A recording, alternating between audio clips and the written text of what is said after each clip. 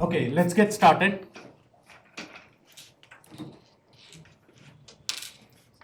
It's November 1st, a day after Halloween, so hopefully all of you guys had a wonderful Halloween trick or treat day and had a lot of kids come to your doors and knock for candy and stuff. So how you were out and about in the neighborhood knocking for Somebody candy? stole my entire bowl off the porch. Okay, Took the whole bowl and ran. I had it on video. The bowl too, my Pioneer Woman bowl. Sorry. so it's November 1st, the time is 4:04 p.m. In attendance are directors Art, Daniels, Bankus, Jurgensen, Nelson, and Melpacum. Director Loma is expected to join us anytime.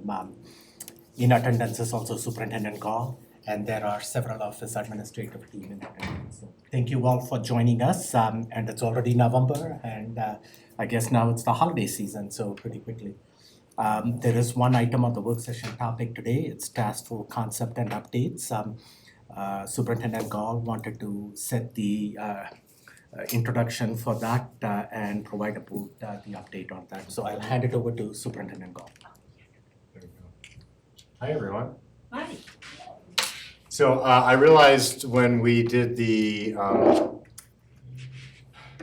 Future Center Task Force request for some dollars that we hadn't really updated the board and or the community on this idea of what we're doing for task forces. And so we were gonna adopt first I'll go through a bit of a framework of how we're thinking about collaboration through the idea of a task force. And then we'll have two of those task forces give an update to the board tonight. And then we'll get through each one of the task forces over the course of the year. We just launched our new webpage today. If you haven't had a chance to see it, please go see it. It's awesome. We will start populating these task force briefings on the webpage. So we want to get to a place where the work of the district is so transparent that it's not that you have to go find it, nothing against board docs, but finding things on board docs means you have to be good at understanding board docs and governance. We want the work of the district to be displayed front and center on the webpage, so the task forces will be committing to that this year. This is a scene from, I know where it is because I was there that day. That's McCullough's eclipse party that they had a couple of weekends ago on a Saturday morning. I'm pretty sure it's McCullough. The hill looks familiar. There might have been a separate eclipse party, but it was so much fun to see the kids out there.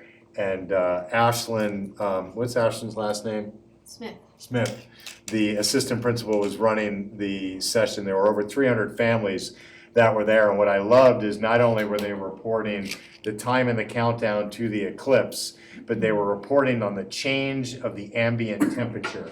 And it was a cold morning, but it got wicked cold for about 30 minutes when we were at about 84% coverage. And boy, every time she read a new temperature, kids, you could just see them get colder. Like they might not actually been colder, but when she said, it's 7 degrees colder than it was a half an hour ago, kids were just like, I'm so cold. And so it was so much fun. Okay, the concept here is how do we go from traditional organizational structures, which particularly in large organizations that can sometimes be called bureaucracies, how do we go from a top-down, command-driven hierarchical structure to a place where we're operating in the final bottom part of the center there into what we would call a team of teams? How do we take skill sets from individual chiefs or parts of the organization and wrap them around a problem instead of just tasking individual chiefs to solve problems? My history in organizational structures from my previous career in the military and then in the different organizations I've been in public education, to include on the sales side of that, have shown me that when you adopt a command structure, you are limited by whatever is the decision-making wicket of that structure. So whether it be the director or the executive director or the chief or the principal, if the buck stops in one place, you are limited by the capacity of that one person. Now, that doesn't mean that strong decisions can't happen in those spaces, but how do you get to a yes and that says the need of the problem is greater than the capacity of the individual. I don't have a slide for it, but I'll share very briefly. There's a charter school out west called Summit Schools or Summit Academy. And the premise of their work had been on blended learning or on this idea of individualized learning plans for kids. And they were developing an LMS, which is a learning management system, which is a lot like an ERP, but on student objectives. And what they were finding is that their capacity to actually make advancements in their LMS was limited by the quality of the chief technology officer. So about every 3 years, they hired a new chief technology officer who said, you know what, that's great, but we need is, who's got a newer iPhone? We need the 3 lenses instead of the 2, right? That's a better picture taker than mine, right? So they were limited by that. And then they got a partnership with Facebook. The Zuckerberg Foundation partnered with Summit Schools. And they went from a brick and mortar school to now being mostly about giving away for free their learning management system. Because now they constantly iterate every day on the quality of that LMS because Facebook is helping them develop it. So they're not limited by the CTO. They brought in experts to understand how do we constantly make it better instead of being limited by who was a very talented CTO on that team. So I use that as a frame that says if you want to get past the limitation of the adults in the room, you have to put the need of the student in the center of the space. And so this framework comes from, it's cited from Stanley McChrystal's book, Team of Teams. And even though people will say, wasn't Stanley McChrystal the general? Yes, he was a military leader, but if you read the book, most of his examples are business models. How do you take a business model that is stuck in its hierarchical way that says, because I said so, and I'm responsible for that, to get it to say, did we actually solve the need of the problem? And so Valerie's here, and we already talked about her work in reverse, but we're thinking differently about what do students need after graduation instead of this is what we say students need to get to graduation. So it's the same thing, but it's now taking cross-cutting ways to get there. So it's really messy at the bottom there. A team of teams is really messy. I get it. Systems like public education like to say the superintendent said or the chief did, and if we don't like it, then we need to know where the change is or where the strategy issue is. I would say we are in a command of teams right now, and that's what I think you'll see from these task forces, is asking our teams to work better within each other to the eventual space where people don't know if they're a hexagon, if they're a pentagon, if they're a square, if they're a circle, and what their size is. They just show up to work and how it is that they solve that problem. And that's the lens I want you to think about when you watch these task forces. When John McCarron, John, where are you? Are you here? There he is. When John McCarron comes forward, I was picking on the CTO in the example, and you hear him talking about field trips. And you realize that, wait a second, maybe half the limitation that we have with field trips is not what is or isn't happening in transportation, but how we actually manage the flow of information to get the real understanding of the demand signal. Not many people would think that it's the CTO that's gonna solve your field trip problem. That's what happens when you get to team of teams, is you start to get everybody to show up with a value set or an attribute, and you define it around the problem. It's hard to manage that, and particularly for a board, it's hard to have governance for that, because eventually we are accountable to our constituents, right? We are accountable to students and then the families that support them through tax dollars and loans. But our goal is to think more cross-cutting, more cross-functional, more collaborative, and less because a chief or a superintendent said so. The problems are the same. They've been the same, not in District 11, but in America for a generation. Our problems are not any different than the problems that I saw in the 3 different school systems I was in and the hundreds that I visited and studied. We're getting there is how we get there. Anybody not familiar with Simon Sinek's Golden Circle?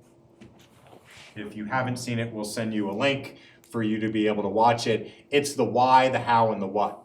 I add the ends, ways, and means because that's the language that we had adopted in the government, which is having a shared end or a shared why ensures us that we can get there.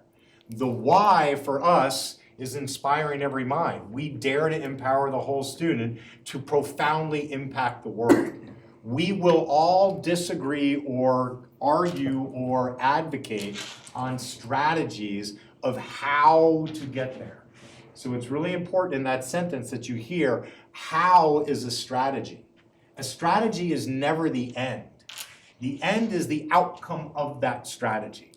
Most systems make a mistake of they fall in love with their strategy. Systems that are really far away from understanding this concept fall in love with the what, which is the widget. So you'll hear me talk, and I remember I sold EdTech, so I understand that. There's fundamentally no different in your why between Dreambox, iReady, and Zern. But if you go to any different school and you go to every different classroom, you will have people die on the hill for they have to have Dreambox or iReady or Zern. They're all EdTech math platforms that help extend the learning environment. They're all Common Core aligned. They all have data and reports that you can pull. We have different feelings about them. And we can have conversations of which ones have produced better results for us to decide if they're a what or they're a how. But Dreambox, iReady, and Zern are not a why. The why is to ensure that kids understand the math at grade level. And those are different ways or hows or whats to get there. So this is a really important concept when we get to task forces, because task forces or decision making can get confused on, I love my strategy more than I love what my strategy is trying to produce. The other language that I introduce on the right is, most people in organizational dynamics refer to it as RACI, but it actually runs accountable first. Who's accountable for that task force? There's a big difference between accountable and responsible. I and/or the school board are ultimately accountable for every decision that happens in the school district. Who is responsible? Any principals in the room? I have a former principal when I'm looking at Tony. Tony was responsible for what happened in McCullough every day. I was accountable to what happens at McCullough. A little bit of a difference, right? And then who's coordinated with and then who's informed. The reason I match those next to those three circles is understanding a lot of times when people are overinflated at the informed level, that's when your means or your what gets overinflated. If we say that kids need to be able to write their name down, some people will die on the hill that says it's got to be a number 2 pencil, because it's always been a number 2 pencil. Who's got the clicky, the 4 one with the 4 different colors? Anybody got that? That was my favorite one when I was a kid. I wanted that blue and white pen with the 4 different colors at the top, right? But that's a what? It's a widget. It's just a way to communicate. But we fall in love with those things. And when you give too much power to the people that are informed, sometimes you end up upside down. Okay. We keep this under the same Cotter framework of how is it that we're continually looking at change through the system. You can pick any one of these, but understanding what a task force is trying to get to has to be directly connected to that sense of urgency and that coalition that you're building. We have given each one of the task forces tons of latitude to lead this on their own. They are leading these meetings. The superintendent is not in these task force meetings. We flipped our calendar that now cabinet is the task force briefing executive cabinet and the other cabinet members on their body of work, where we are all equal partners opining on which direction we should go. So this isn't superintendent management of 6 different task forces, which would have put us right back to there in a command structure. This is how do I get people, and if you didn't hear the incredible compassion and empathy and humility that came forward in the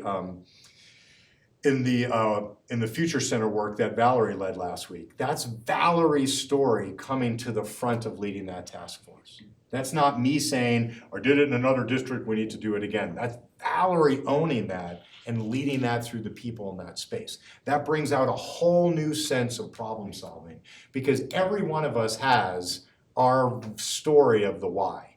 And when everybody can share that why, then you break down the barriers if you like somebody's style or you don't like somebody's style. So what I really want you to see as you start to see these task forces is the way this is the power of the experts in the system coming together to solve complex problems that have stood in isolation for a long time. Okay, these are the 6 task forces that kind of came out of executive cabinet doing a end of year retreat that said, what do we want to tackle that we haven't really gotten our arms around. And so we put up a bunch of yellow stickies and we did the gallery walk and we grouped them and we cited things over. And nobody knew that we were gonna go to the task force place. We just thought that we would have summer working groups. Well, if you haven't noticed, running a school district is exhausting. 85 to 90% of what we do every day is just running the school district. And we're very proud of that work. In order to tackle hard problems, we had to create a new function and a new space to be able to do it. So we have Future Center, staffing allocation, digital process upgrades. You heard the Future Center conversation, and again, that was in an effort to get money allocated for it. We needed to do that in advancement of this conversation. Today, you're gonna get a staffing allocations update, and then you're gonna get the digital process upgrades. And then these are the work that's also going on. How it is that our communications campaigns support the multitudes of things that we're doing. What are we doing about evaluations, and how do we know that evaluations are producing the results for kids? And then you've heard me just say 1,000 times, we're gonna be the school district that figures out what do you do to new people that are in the teaching environment? How do we ensure that they can deliver at the same level of people that have had a career's worth of opportunity to do? So we're gonna start, you heard the first one, and today we're gonna do staffing allocations and digital process. Before I turn it over to Brandon, any questions on, I'll go to there, to this concept? Okay. Back to back. So to change that organization, the size of the one we have in District 11, going from the command over to the right where you have your superintendents, area superintendents and their areas of responsibility, people still understand. When you move to that bottom one, when I moved to a bottom one, to an organizational plan like that, the transition was challenging to say the least, because you no longer have somebody you can go to and say, Jason, because you are in charge of this, I want an answer. And now it's like, who do I go to? How is this supposed to come out to be something? And that's my question to you. So we're gonna keep the traditional organizational structure, and the reason why we introduced this accountable, responsible, and coordinated is all the chiefs are the ones that are accountable to the task forces. Okay. And so although you heard from Valerie last week, accountable to that task force is Tamara in owning counselors and owning the curriculum that we do, and Scott Mendelsberg in understanding what is needed in post-secondary workforce and college readiness. They are the two that are accountable, but the one that is responsible to drive the task force is Valerie, because she's the one that has stepped up to say, I want to drive this change. So when it goes off the rails, if it goes off the rails, and these things happen, eventually you still fall back to, I'm ultimately accountable, you all are ultimately accountable, as we'll see next Tuesday, but there are still people that have to be accountable to the system. The bottom team of teams, the organizational structure is actually called a holacracy, where everybody is equal in the system and you show up with the skills that you have to bear. The problem is that people do need structure. People need to know who they report to, what if I need a day off, I need additional training. And so we're gonna be a hybrid in between command of teams and team of teams, because you're never gonna get to a place where it's simply, well, Lauren is a violin player, right? You play violin, right? And you're a bassoon player at tuba? Cello. And then who gets what note and what page they're on. What we want to say is that we need some musical talent in the room. Can I coordinate the two of these through orchestration that they can be feeding in what they think needs to happen there? Instead of just being limited, because right now, how do I hit, which one's a red light? Laser. Give me some lasers on some sharks. Anybody know that movie? Some fucking laser beams. We can't be limited just by the superintendent and the chiefs at the table. And so if you read McChrystal's book, it's fine, I don't need it anymore, you can give it to Brandon. If you read McChrystal's book, Team of Teams, the first analysis you have to do is where does talent sit in the organization? If you have talent at mid and senior level management, you can quickly get to this space. If you've been top down for so long that people are paralyzed and can't make decisions for themselves, which might be some of your shared or learned experience, it takes longer to change that culture. But we will always be better if people believe that they can come into the space and say, this is what I think needs to happen and how we get to yes and instead of no but. So I think I'll ask you to evaluate the work of the task forces and see if you think that it's moving in the right direction. Especially if, can you go to the next slide with the task forces on there? No, other way. Right, so future centers, which is how might we operationalize this idea of the diploma being the starting point instead of the end point.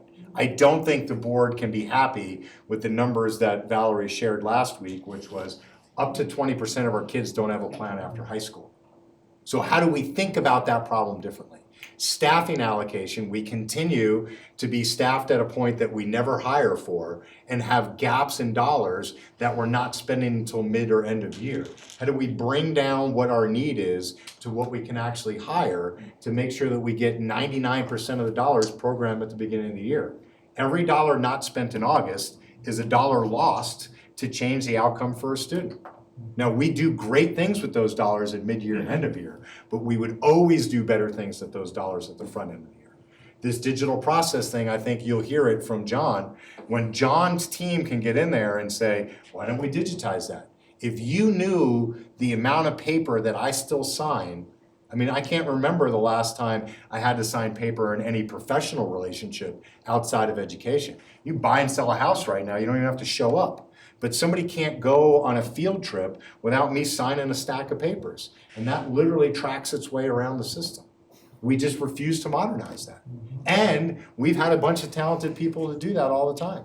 So I think getting people to solve these is where I want you to think about if it's working or not. Did the problem get solved?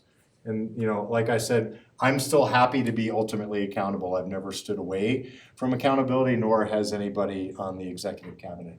So if it's not working and you're getting feedback that people are getting left out, we're happy to take that to make sure that it's more inclusive. But I think Valerie was a perfect example last week, that Tamara kicked it off and said a couple of words, and Valerie had everybody sitting on the edge of their seat going, how do I just vote yes, and when's the ribbon cutting? Right? Not that Tamara couldn't have done that, but having Valerie do it and knowing that Valerie leads the counselors. Yes, Tamara leads, Valerie who leads the counselors. But every time you get more than one step away from the area of impact, there is no economy of scale. You're losing connectivity. We're going from 50 levers of change of principles to 1,800 levers of change. Every teacher is a lever of change. We have to stop managing that just via the principal. We have the data. We have a data dashboard now that tells me for Eureka Squared, where are kids at the end of module?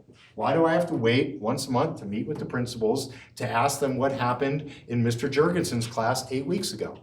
Why can't there be an alert that sends out that says only 10% of the kids met learning objective by the end of module for Eureka Squared in Mr. Jurgensen's class? Sorry, I'm just picking on Jason because if I say things otherwise, people think I said something about a school or an individual person. So as Jason, as a former teacher, we should have that data. And that should feed into a task force and not just say, well, Jason works for Principal Lauren Nelson, who works for Area Superintendent Darren Smith's over there, because Darren has the biggest sign. Can you hold up Darren's sign? There is an inequity of signs here. See what happens if you're the newest area superintendent, you get the biggest sign. Okay, but I appreciate it's gonna be hard. If it were easy, we wouldn't have this problem. And McChrystal's work comes out of the global war on terrorism. Terrorists were moving much faster than the Army could change its decisions. It took us 10 years to change the way we made decisions in the area of responsibility in the war theater. And he started to realize he can't approve every decision. He had to distribute that decision making. That's what the task force does. It distributes decision making to solve the problem. Director Daniels says all the time, how much longer are we going to talk about this? How many years has Director Daniels said, let's make improvements to buildings, right? Getting task forces around that instead of just saying it's this person's responsibility. This is the way you accelerate change. Because when you get to that team of teams concept, people are really empowered and they're in on it. So you've killed sacred cows at a barbecue and you've eliminated silos in one swoop.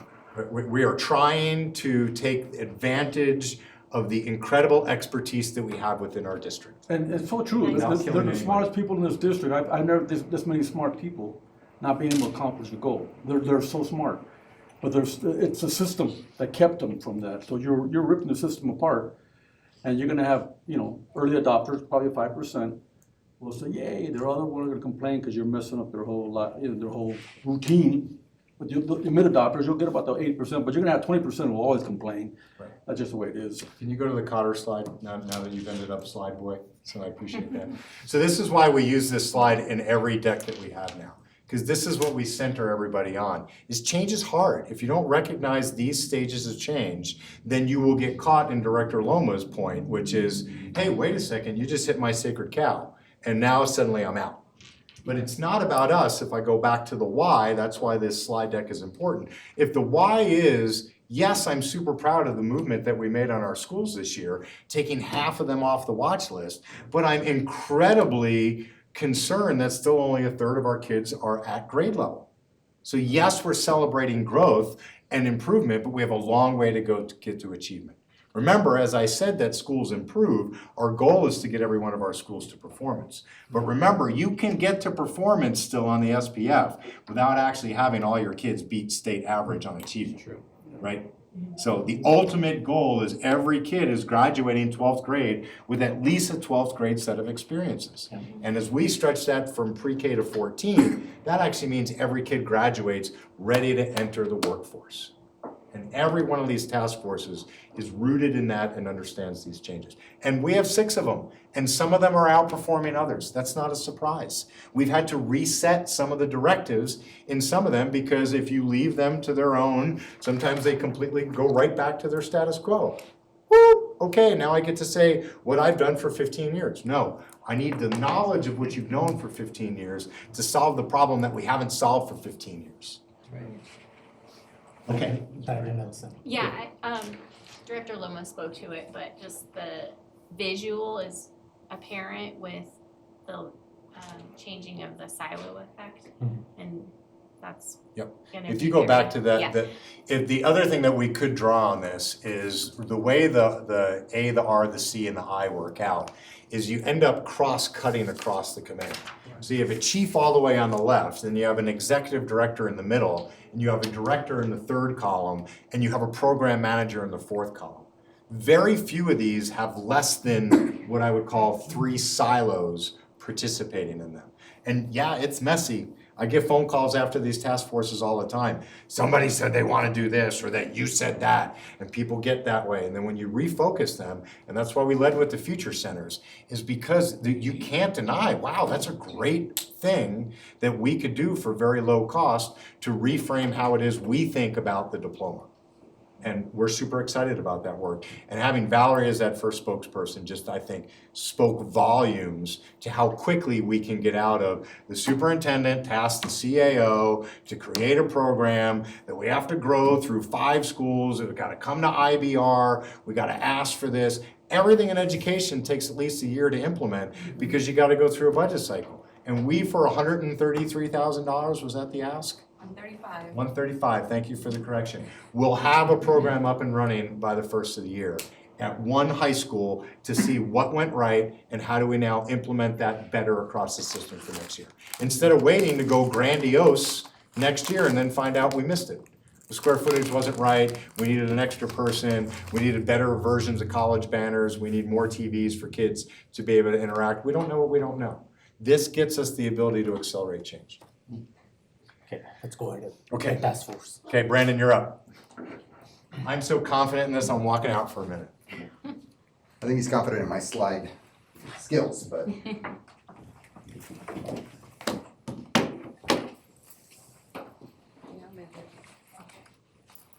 All right, good evening, everyone.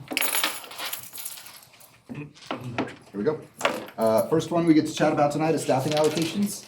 To kind of name our team, Chief Bailey and I are co-facilitating the staffing allocation conversation, and then we are joined by Senior Executive Director Tony Schoen from HR, and then Amber Hickman, who is sitting in the back here. They're kind of the workhorses behind the work. As you guys likely know, staffing allocation processes in our district are a bit confusing, and so our original goal was to reimagine the allocation process to make sure it's clear and aligned resources to need. Also, Mike kind of coined this term, there is one truth. So if you were a principal in our district last year or in previous years, there was the possibility that you received a number of staffing allocations. you got your first, and then something was left off your first because there was a rule set that a person forgot to implement and it didn't happen. Or you were set to lose a certain number of teachers and your area superintendent begged and pleaded to say, hey, that school can't lose that many teachers, they can only lose this many teachers. And iteration after iteration, and HR was working feverishly in the background to try and manage all of that. So we are trying to get to a place where there is one truth. When we give a staffing allocation out next spring, it's accurate and it's all-encompassing. We kind of went over the team members. Our initial work was really about a deep analysis and a full understanding of each school's current FTE. So literally, Ms. Schoen gave me a stack of files of every school's staffing allocation over the last X number of years. And in all of those, there were little notes, little PDF notes from Ms. Schoen's predecessor that said, hey, here's where this FTE came from, here's where this is going, this is borrowing from this is going to that. And I was like, wow. And so we went through, as a group, we went through every school FTE allocation to try and figure out where we are right now in comparison to board formulas, because we do have board-approved formulas that say, here's how we're staffing schools. And there's a discrepancy between those two. And so that happened through a variety of ways. There were some MLO positions that kind of became permanent positions for a school.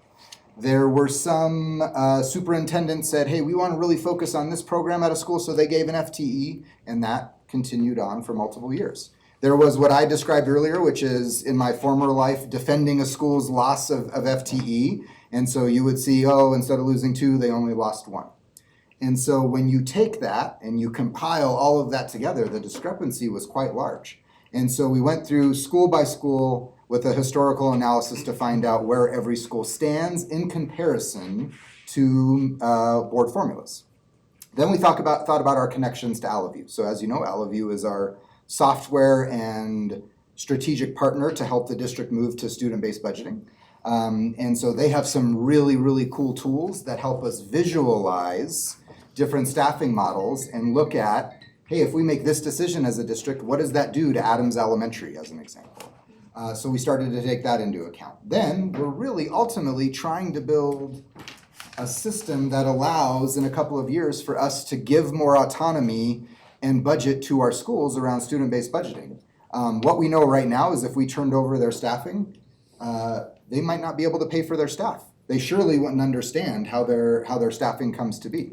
So that was all of our initial work, just that deep kind of analysis of where we are. Where we are right now is in the Allaview tool, we're building multiple models of potential staffing allocations. So we have one that's called board formulas. And that's, what if we just did board formulas across the board? What would that look like? What changes would every school experience? Then we have some models that give schools flexibility. Every 250 kids in a high school, you get one flex FTE to use as a school how you think makes the most sense. Or as a pathway school, you get this FTE to help implement your pathway. So we're building out multiple models to basically see what aligns with our future vision and also what financially makes sense and what's reasonable for schools to have at their site. We're also we've taken that analysis of staffing up a level. So as Mike described, what we found is there is a difference between the staffing at schools, the vacancy for staffing at schools, versus the actual budgeted staffing across the system. Those numbers are not the same. Yeah. And so Amber is working feverishly every day to figure out exactly, person by person in the system, where their FTE belongs so that we can get as tight as possible next year in how we staff our system. We've also started to engage with an Allaview principal work group. And so that has elementary representatives, middle school representatives, high school representatives. They're also interested in piloting some of our student-based budgeting initiatives. And so they've agreed to do some review of our model so we can get some initial feedback. So you're saying, because you're saying they're different, are you saying we're over budgeted and understaffed? We are over budget. We are, I wouldn't say understaffed, but we are over budgeted in terms of FTE for what. You say difference of that? Yeah. That's a difference? Our schools are, now again, there's difference between school staffing versus what they have filled in their schools. But our schools are all staffed at a rate right now that is at least reasonable to board formulas. We don't have a school that is understaffed via board formulas or kind of what they need for that. Yeah. But there is more staffing that we're just trying to track down. Some of that is grant staffing. So there's just a lot of moving parts there that we're trying to figure out piece by piece. This is not a new issue. As we look back at the historical record, this has been for a number of years. Now it did grow over the pandemic with the increase in FTE related to ESSER and all of those things. So we're just trying to really figure out exactly the FTE that our schools have right now versus what they need versus what we see moving forward. So next steps, and then I'll let Ms. Bailey and any member of the team jump in. We ultimately want to communicate a clear and complete understanding of school FTE. Our goal is to have a staffing model that all principals understand well before we ever talk to them about their enrollment projections for next year. Because what's going to happen is once we give enrollment projections to schools, the only conversation is, am I going up or am I going down, right? As former principals, we know that. Am I getting more FTE or are you going to cut me? It's not about accuracy to the model anymore. And so we want to engage with our principals and their schools to understand the staffing model by the end of this semester so that later or at the beginning of next semester, when allocations or enrollment projections come out, they already understand the staffing model. It's not just about, am I adding staff or decreasing staff? And ultimately, as I said, we want to have a staffing model that is supportive of individual school needs. What I can tell you that's coming out of our ESSER analysis is some positions were more effective at some schools than others. There's no surprise there. And so instead of universally saying, we think as a system, all ESSER interventionists should continue, we want to instead give principals the flexibility to say, at my school, that ESSER interventionist was critical to what I'm doing. And so can I have some flexible FTE to make that happen? Where at another school, their need might be different. And so we want to make sure that individual school needs are met, but we also need to realize our current reality, right? Which is ultimately our budget. And is our current staffing model going to be reasonable long-term given our budget implications? Yes, sir. Are you taking into consideration our ESSER money expiring with all the staffing? Yes. Okay. Yep. So what you would be. Yeah, what I can say is there's no real conceivable way to say we have 150-ish FTE in ESSER, right? There's no conceivable way without a massive increase in enrollment and or an increase in per pupil funding to take all of that FTE into the system. Right. But is there a way when we figure out this discrepancy between our budgeted FTE versus our actual FTE, can we then utilize some of that FTE to help create our own kind of ESSER bridge? Yes. Or can we give schools flexibility to continue what they need to continue, even if it's not just about adding FTE? So while we can't guarantee that all of those positions will continue, we want to at least give schools the highest likelihood of getting them what they need. So that's just kind of the gist of where we are. I'll turn it over to Ms. Bailey or Ms. Schoen for any additional information, and then we're welcome to answer any questions. Nope, I think you summarized it quite well. Okay, let's open it up for questions or comments from the board. So I think you said the timeline for this is the end of the semester, that you will be having the clear staffing allocation model understood and then communicated that to our principals and building leaders. Yes, sir. We have models built now. And so now we're going to go through our feedback rounds to see like what do people think about these ideas. And you know we want to make sure in the tool it's actually really cool. We can build all of these rule sets. So one of the challenges right now, if you remember, we came back to the board early this summer and we said, hey, we increased some kindergarten teachers, but we didn't take into account the paras that need to come with them. Right? In this tool, we can say for every time you give a kindergarten teacher, a teacher's aide, a kinder aide is automatically associated with that. And so building all of those rule sets to make sure we're accounting for all of the individual things that we need to do, that's the work that we've been doing. And so we have all of these different models right now that all equate to different staffing rates at different schools for different reasons. And we just need to kind of figure out what makes the most sense. So is this going to address the age-old question of I've gotten all these supports, now we're doing well, and another school has a greater need? And so so your school is doing well, with all this extra, and now we're gonna pull your support and give it to your school because you have a greater need.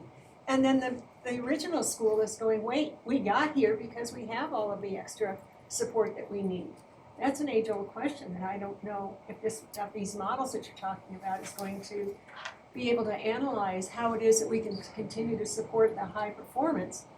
And yet we're limited, as you say, by budget, and how are we going to make sure that we allow for the extra support for the other school? Sure. So I think to answer that, I would say we have to remember about all of our FTE resources in combination with each other. So right now in the models that we've built, we don't have an impact factor necessarily. We don't have your school's a Title I school, so you get an additional FTE, or your school's a priority school, so you get an additional FTE. Now we can build that. We absolutely can. That's very, very simple. Right now, it is it's based on other demographics, enrollment level. It's based on those types of things. I think where some of the we have a new need here. That's where the superintendent's bucket of FTE can be utilized, and it's already being utilized that way. If you remember, the superintendent has access to MLO FTE for differentiated staffing.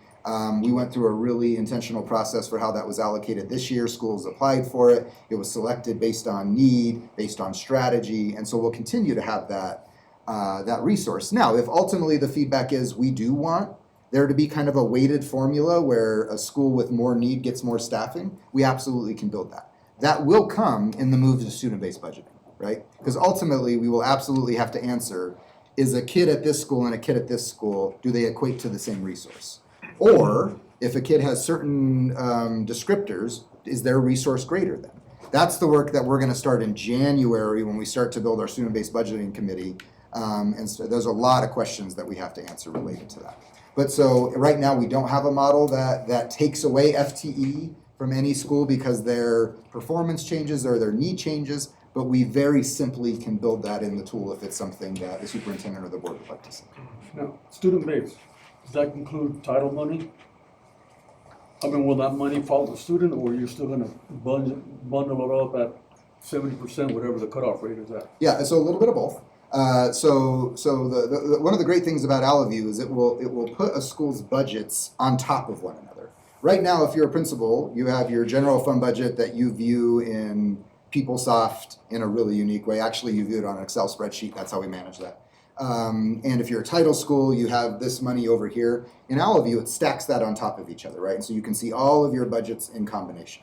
And so it won't change the how do we qualify schools for title, but if we want to have weighted formulas for students, and we want to say, hey, this student has more need, and so more resources should follow that student, we absolutely can build that in. Most student-based budgeting systems have that, where more money flows to students where there is more need. Now, we haven't answered those questions yet. Obviously, the board will be heavily involved in that, but that's absolutely possible. So after all this research, is there potential that the board formulas could change, or is it more so just how we operationalize the current formulas? I think it could be either. My statement about board formulas is when we move to student-based budgeting, board formulas are not necessarily as needed, right? Because remember, in student-based budgeting, schools are going to have the ability to execute on more staffing or less staffing given their need. Now, there's still going to be some guardrails there, obviously. We're not going to allow 40 kids in a kindergarten class. But so I think that's a question yet to be answered. We might find, in fact, I would say if you talk to principals, most principals in our system think our formulas should change. Now, we've done an analysis to compare our formulas versus comparable schools in Harrison versus comparable schools in D20 versus comparable schools in Denver, and it's all basically the same because those formulas are pretty much based off a budgetary factor that makes sense, right? Here's what we can financially afford given this student population. But when we give schools more autonomy in how they spend their money, they might go well beyond what the board staffing formula is, or they might go under that in a specific area if it's not an area that they think they should focus FTE resources on. And eventually, it'll be much quicker for a school to say, hey, I don't need this position. What I ultimately need is to turn that into money to execute on it in a different way. They have that ability right now in some cases, but it's long. Last year, it took me a quarter to do that for a school. When we get to student-based budgeting, they'll be able to do that right now. And we can actually show that in the tool, right? Like, I'm closing that position, that automatically equates to $100,000, and I can allocate that against need with strategy. So I think it kind of depends on how far we want to go on the student-based budgeting process. What I will say in my conversations with other school districts that have done it is there's always the fear that student-based budgeting leads to the Wild West, and it leads to a free-for-all. In fact, what we often find is school districts spend their money in exactly the same way they did before. The innovation isn't there. We just have more processes and more work to do it that way. So we're going to need to be really thoughtful about how we implement that program to make sure that, again, there is structure and guardrails, but it is giving the autonomy and flexibility that allows our schools to actually execute on what they want to execute on. Did I hear you say that there have been, in District 11, opportunities for buildings to reallocate their FTE and give up an FTE? Yeah, so as an example right now, a counselor. We have many counselor vacancies. It's challenging to find a counselor. And so instead of keeping a counselor opening posted all year long, when the possibility of a candidate coming is not great, we have schools that have, and through Ms. Gates' office, have converted that vacancy to cash for a counseling contract, right? With an outside agency, we'll pay them, or through some other need. And so that's just one example. We have a variety of other examples where we do that. Now, we don't do that with classroom teachers, obviously, but we do have some examples where we're allowing them to meet the need in some other way.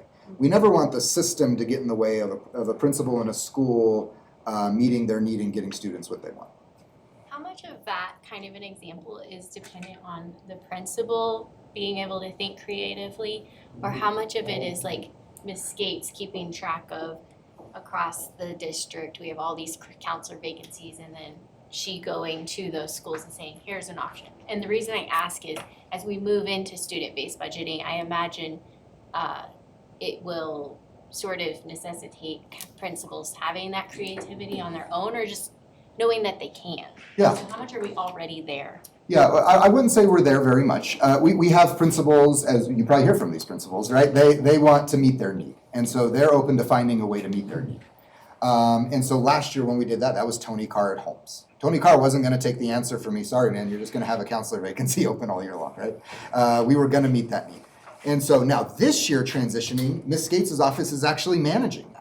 She's managing, hey, we have openings here. Oh, wait, we can convert that FTE here to give us money to pay for this here to make sure that we're getting counseling services across the system. That's good. Ultimately, this is going to require significant investment and training in our principals around managing their financial resources, right? And so what I can tell you is principals are very excited about it. Now, they're fearful that we're going to do what I talked about before, which is at the end of all of this equation, they're still going to have the same $40,000 that they had before, right? And we just made them do a whole lot more work. And so I think we're definitely gonna get where we need to get. But right now, we don't want. We're trying to control that from the central side to make sure that everybody's aware of their options. Yeah. Just a couple of weeks ago, Ms. Hickman and I went to elementary principals to talk about their ability within board policy to transfer money. And Amber can attest, they were like, we didn't know we could do all of this. And it was like, yeah, you really do have flexibility. So that's also a part of this is better onboarding from the finance side, better awareness in how we support schools and the flexibility that they have, because I think they assume they have very little where there is some that exists right now. Well, and I would hope that even as we move into student-based budgeting, there would still be that like leaning in mentality of, Ms. Gates' office, keeping an eye on vacancies and then talking to principals and helping them know what their options are. I'm sure that will still be a factor, I hope. We keep talking about principals making these decisions, but in reality, it really is a leadership team, and it really is a staffing conversation that has to happen. And so I just bring that up so that we're all clear. It's not the principal who sits there and says, I'm going to decide to do this. Absolutely. It's the principal who says, and this leadership team, let's get some information. And in this leadership team, I want to hear how you see we're meeting the needs. And in this leadership team, and so forth, so that we remember that this is a team effort, so that when the principal does come and make that final decision, because the accountability sits there, that work has gone on before that, and Sure. this is not authoritative. Absolutely, and that's also something that principals are excited about. I think most of our schools want to make, especially their school accountability committees, more involved in their budgeting process. But again, they just don't have a lot of flexibility right now, and so their budget is spent how their budget was spent, right? And that doesn't change a lot year to year. At least with the pilot group that we're working with, they're very excited about a team-based approach that says, like, how do we want to resource this school? Where right now they don't have a lot of say in how that happens. And so I think they're very excited about that. Okay, any further questions or comments to Dr. Comfort at this time, based on the presentation? If we could just get to a space where what the board believes its staffing policy is implementable and executable by only one step through the chief resource officer and through personnel supports and services, it's a win. Yep. The number of times that we had to go back and forth and understand the reality, because what we said last year was we started with no cuts to teachers at the school level. We wanted to freeze schools at the size that they were, such that we weren't playing this, you're up a teacher, you're down a teacher, because we knew that we were going to start to bottom out in enrollment. That bet worked, but you want to talk about the number of iterations that we had to go back, and Brandon at that time was still an area superintendent and was leading that conversation with them of the reality of the number of people in a building that we couldn't really find line items for in either what we budgeted or where they are on the staffing piece was disturbing. Disturbing to the point that this was one of the first things that we came up with when we went with the new role of chief resource officer, is get the people that are looking at this to get high enough up. It's not Phoebe's fault and it wasn't Laura's fault. It's the fact that nobody owned that above it for a period of time. Maybe Glenn was managing that before Glenn left, but it had gone to a place where what existed in schools and what we thought we were approving is inconsistent. We're about 100 teachers short again this year, which is about what we were last year. And I don't know if you went through this or not, we're between 100 and 150, not really sure where they come from positions that exist on our budget sheet. So we have to reconcile that. And that was an accountant's dream, to be able to carry money over and keep everything flowing in deep black. I mean, and that's what he did for decades. And the goal is to just get the money you need every year where you need it as close to the student as possible. It's what we've been talking about with the support of this board and the direction of all of executive cabinet, moving money to the classroom. The raises that we gave, closest to the classroom, everything, getting staffing right. That one thing that says we start with only one truth to staffing. It would be wonderful if I could make the staffing allocations as dictated by the board and policy actually show up on a spreadsheet. So the benefit of that is when we lose the 150 ESSER positions, you have 100 to play with, and you probably got 50 retirements. You probably break even over that period. Right. Our goal is that there'll be no reduction in FTE for people that work in the district. And you got the money there, yeah. Right. But we have a lot of open FTE. So just like we did on the ops side last year, cleansing what I just call ghost positions has to be the first deliverable of the staffing allocation work. And it does allow us, the tighter we get on our allocation, allows us to do what Superintendent Gall has talked about multiple times, which is make sure we're funding up front. Because right now in our system, because our FTE is inflated, we know we're not gonna spend that, so we know we're gonna have a big mid-year budget. And then that's what we're going through right now. Hey, we got tens of millions of dollars, what do you want? When instead, that's not really what we should be doing, right? We should be tight up front. Right. And then there really isn't a lot of money in the middle of the year for new things. We budget appropriately up front. We don't force departments or schools to wait for like, hey, I hope there's money in the mid-year to kind of meet their needs. So the tighter we get on that process, hopefully that means the more resources for schools at the beginning of the year. Better education, better everything. Good. Thanks. So just to Director Banks's points and some of Director Lomas, the fact that all students are not created equal. And so as you're doing this, and it sounded like you could say, well, we could do it this way or we could do it that way. But truly, a severe special needs child is not the same as, an average achieving child or a GT kiddo. So I hope that the end models that you bring us will indeed recognize those needs and that balance. Because, yes, you Can know, you describe the Edunomics course that you and Director Nelson are attending briefly? Because it fits right into Director Ott's. Marguerite Rosa's work is on what we would call weighted student formulas.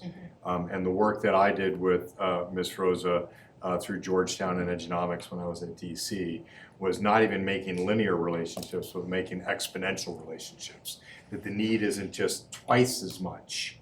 And that's been the problem with title. When you allocate title dollars, the most you ever get is an extra FTE in the building, unless you're a large comprehensive high school. But most times in elementary schools, like, yay, I got one more person.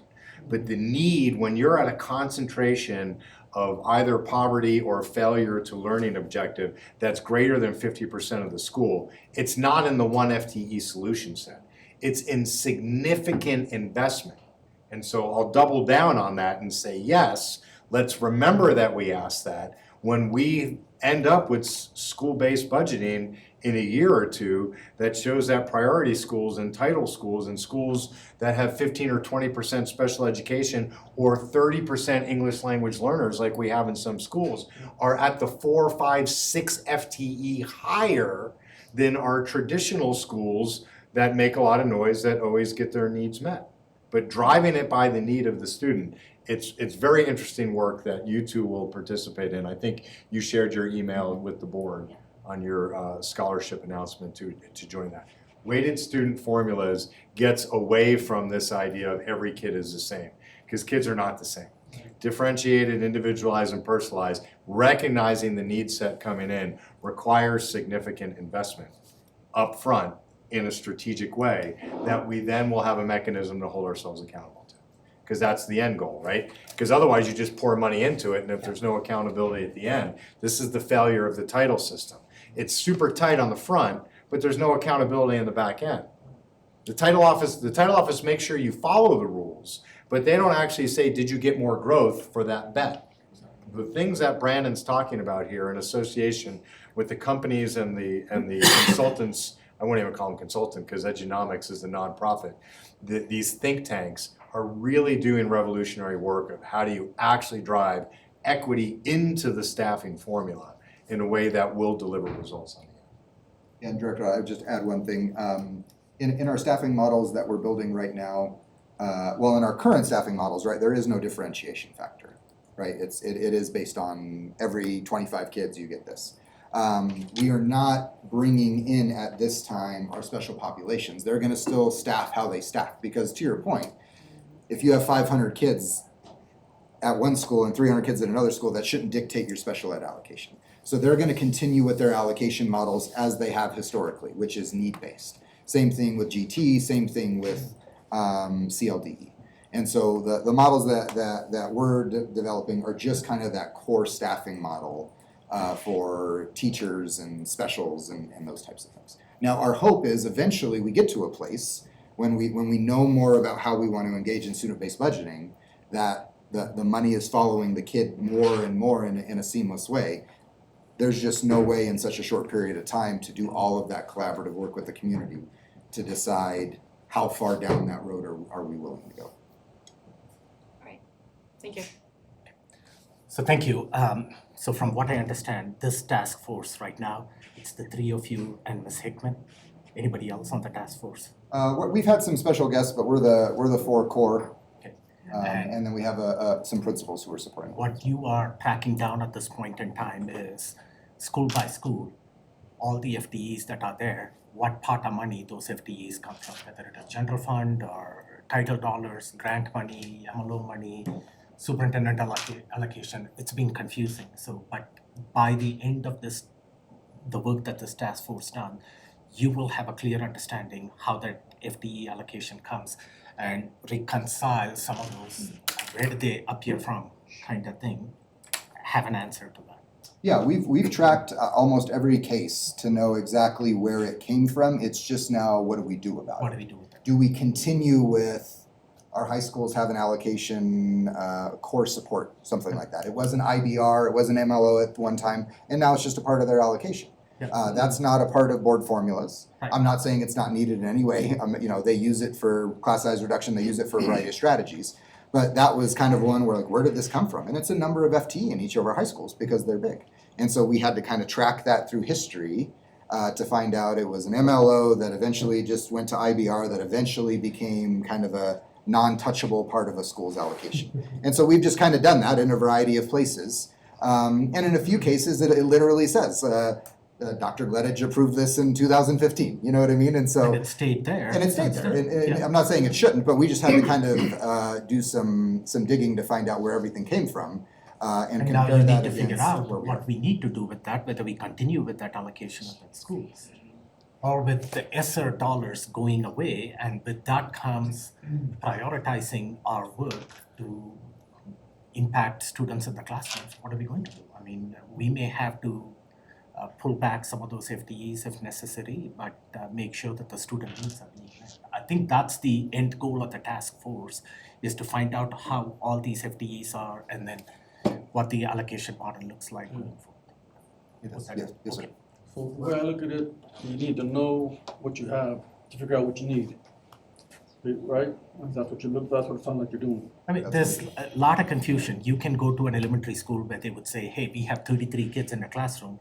And you go to a next elementary school, they have only 15 kids in the classroom. So then how did that happen where, one school is so overstaffed? Maybe it's not. Maybe it's because of all the FTEs that are coming in based on the needs of that school. But from what you are telling me, most of our schools are probably staffed over the board budget staffing formula. Would that be Every one of our schools is currently staffed over the board film. or the board? Yeah. Now, some very minimal. Yeah. And some larger, obviously, when size and all of those things happen. But we've looked at kind of 25-to-1 ratios. We've looked at the ratios that are in board formula versus the allocations that are there. Now, again, as a former principal, I'm not saying they're overstaffed versus their need, just overstaffed via what the board formula says. Well, when the budget is only certain amount of money, like what you said, if the School Finance Act is not going to increase by a significant amount of money next year, or we are going to suddenly get in like 1,000, 2,000 more students enrollment, at some point in time, we got to reconcile with the budget that we are presented with, and that goes to figuring out how those FTE allocations go. So I think this is valuable work that you guys are doing. So the next step in the work would be for you to report back to the board after you complete this work, maybe in early January or something like that. Would that be an adequate time frame when you can come and provide an update as to what a staffing allocation model looks like, or what would be the recommendation coming from your task force? Okay. With that, As John's coming yes. forward, I did forget to share with everyone that we met with the task forces with the DAC. And the DAC's gonna assign a person to each task force as well. So again, trying to bring our community members into the space and this idea of trying to be open and transparent. We thought it would be great to have, they seem to, like 4 out of the 6 were just no-brainers. We're like, oh, that's Joe, that's Sally, that's Steve, because that's their area of passion. But working our way through that in the next couple of weeks too. So having the DAC participation will be critical. Oh, thank you for providing that. John? All right, thank you. Good evening, board. I'm really excited to be here tonight to share a little bit about the Digital Process Upgrades Task Force. We've really hit the ground running and are actively working on solutions, which I'll kind of preview with you today, mainly through words, but I do have a couple of slides that show prototypes of some of our solutions as compared to the paper-based process. So the goal for our task force is to eliminate outdated manual processes to increase efficiency overall.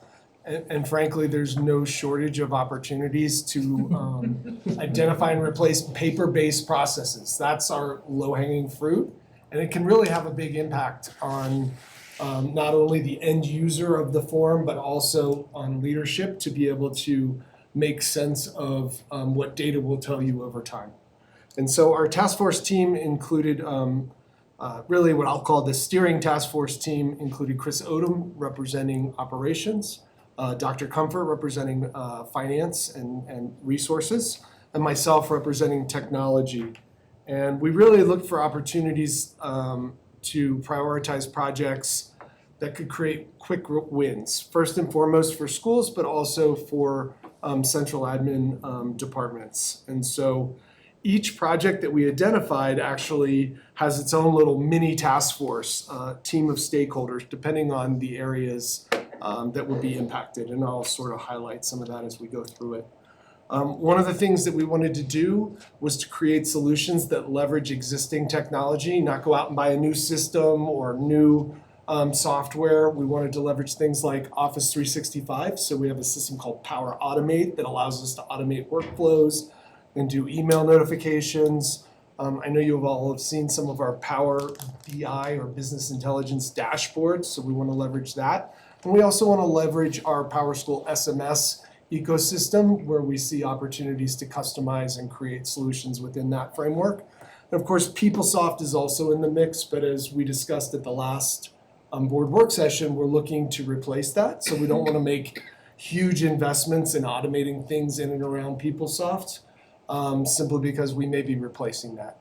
So we're going to go slow and look for opportunities in some of those other technologies. And so some of the solutions will also have multiple phases, and the goal is to get solutions out there quickly, not have these really large requirements-based solutions that take months or years to roll out, but quick wins that we can get out quickly. And then in a future phase, we add complexity or add additional features. And so we initially identified 8 opportunities, and we prioritized those projects across 2 semesters. It didn't take long for us to identify many other opportunities as people started talking about some of the things we were doing. They said, oh, what about this? What about this? And so we're juggling some of those priorities and we're trying to thread them in, but we want to make sure we don't, we want to under-promise and over-deliver. And so we're not taking on too many right out of the gate. And so I'm going to highlight the 3 projects that we committed to for the first semester, so kind of through December of this year, including field trips, travel, and extra duty requests. So starting with field trips, our sub-task force team include representation from IT, so our digital solutions group, curriculum and instruction facilitators, risk management, and CTE as some of the key stakeholders. And so currently the field trip process is totally paper-based. Although we've digitized some of the forms to make it a little bit easier, there's still what I would call a paper-based process. In other words, there's no system behind it. And so really once you complete the form, print it out, and get signatures, it goes through the pony, right? It goes into people's, literally into their mailboxes, rather than an inbox notification. And so what we're doing now is we're creating a teacher-initiated solution within what's called PowerSchool Special Programs. And so that's where we do student plans and things like that. And the reason we selected PowerSchool Special Programs is we've got an electronic signature capability within that solution. And it's hosted in-house, and we have the expertise on our staff so that we can do custom work like this. And so this new process, we're gonna capture all the field trip details along with students attending electronically in the system. Once the teacher completes all the required information, he or she will submit that request, and it goes into sort of a workflow approval process. We go to the principal and area superintendent, depending on the type of field trip. And we have the out-of-country field trips that are starting to become part of what we do. And so right now that's excluded from our phase 1, but we'll look to add that capability, which would require superintendent approval as we go forward. So as those approvals are completed, this is where the magic kind of comes for teachers. The teacher, once it's fully approved, can then automatically send the parent permission slips, the medical information forms, and medical insurance forms electronically to parents.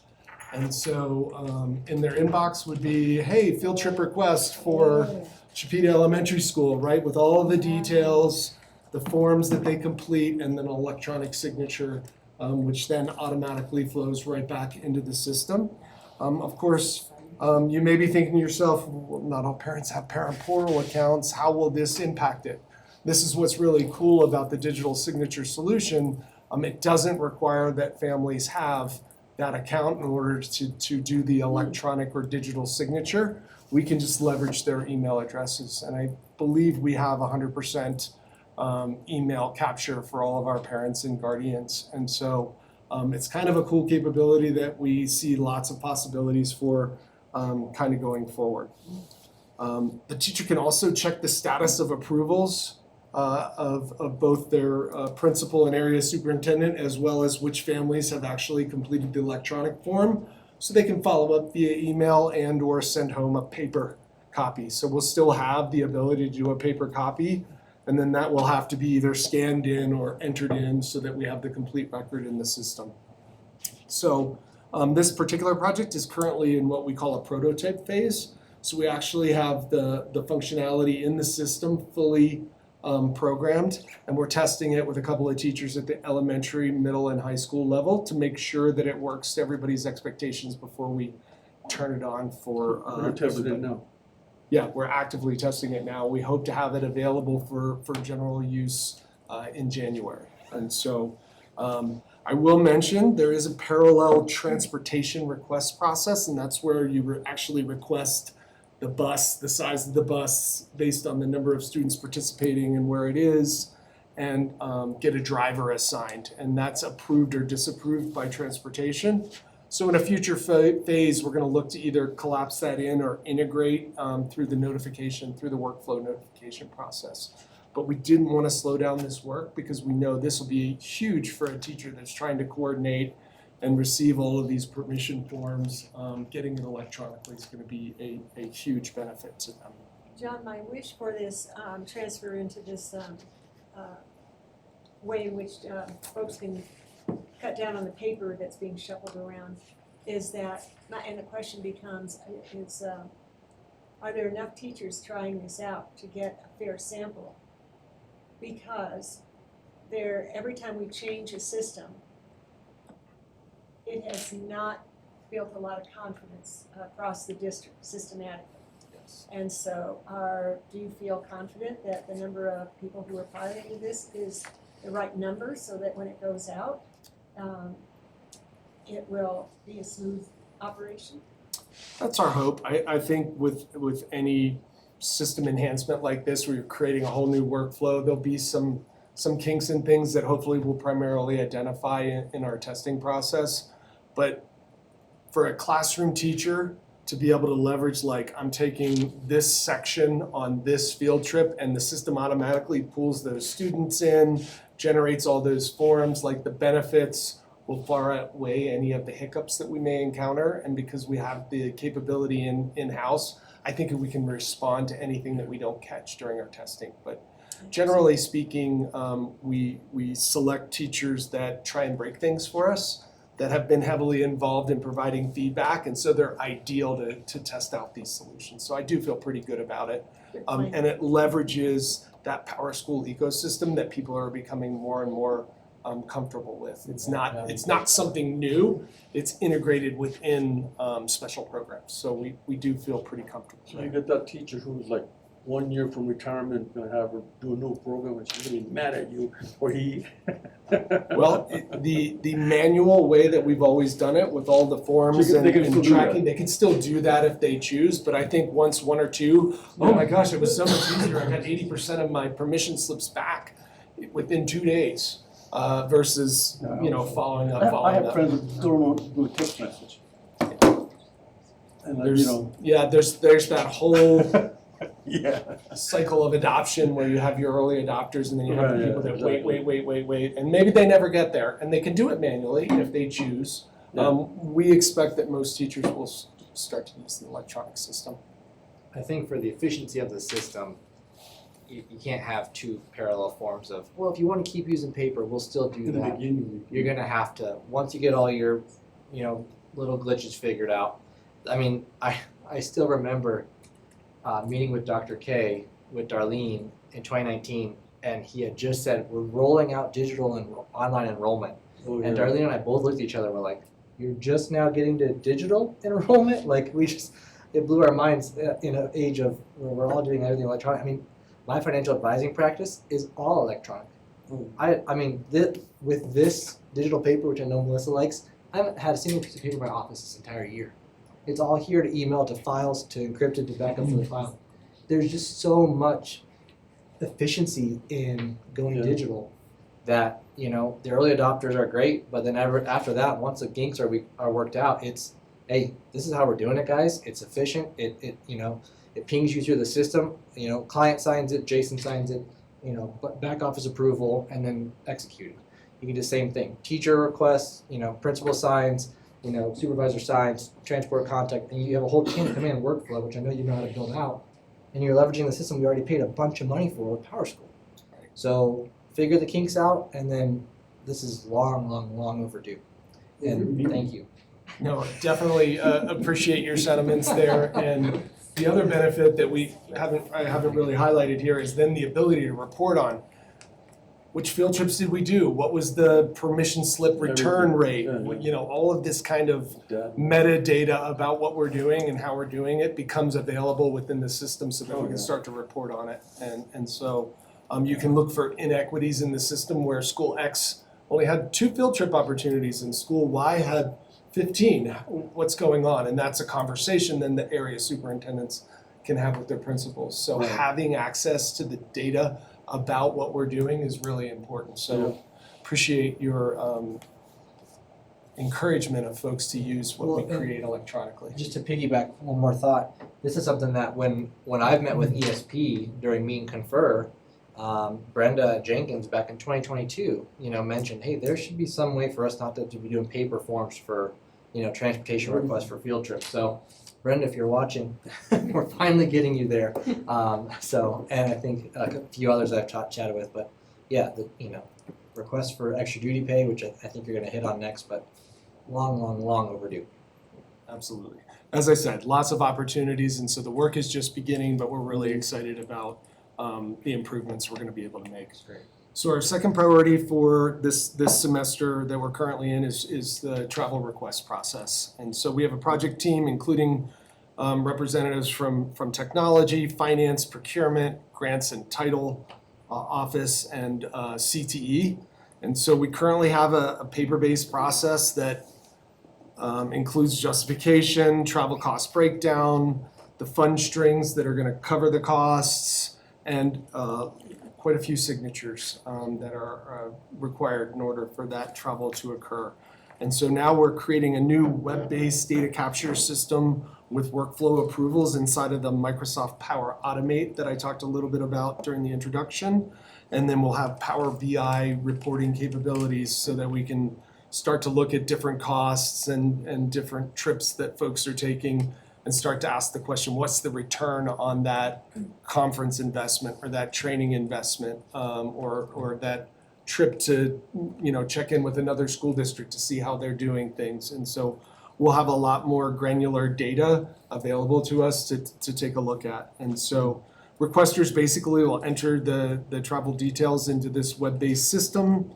They can also upload supporting documentation. So maybe you've already bought your airfare and you're attaching that airfare quote and or the hotel accommodations.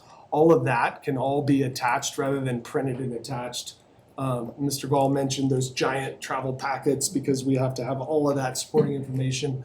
Now it'll be available electronically. You know, accounting can look and make sure that it all matches up, but then it's also there as part of a repository of historical supporting documentation that we can check on and report on. And so once they submit that, the workflow happens. It goes to the supervisor, department head, superintendent as required.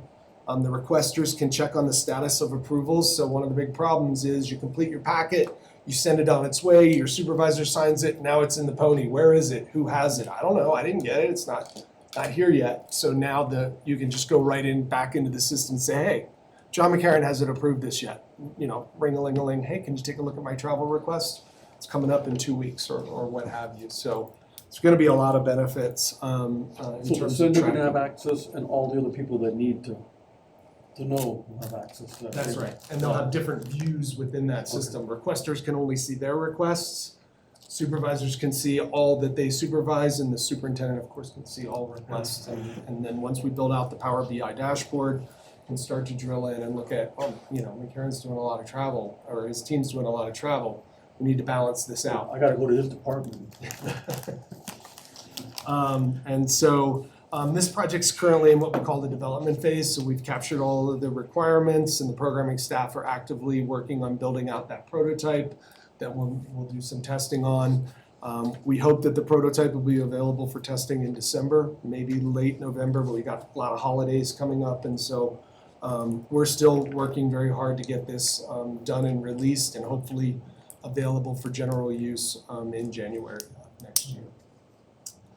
And so the third opportunity priority is the extra duty pay. So it's actually a classic multi-part form if you haven't seen it, right? It's a white, a pink, I think there's a yellow, there might even be a blue in there.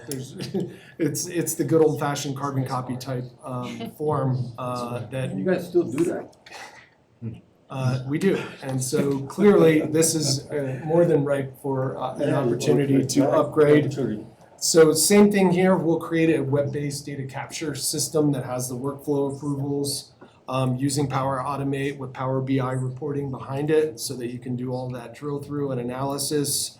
The requester will enter the extra duty details for work performed, including hours worked, hourly rate, and that's, sometimes it's the blended rate, sometimes it's their per diem rate, depends on what the extra duty assignment is. Calculate that gross pay and include a fund string into this web-based system. It'll go through that workflow approval process. Requester will be able to check on the status throughout that entire approval process.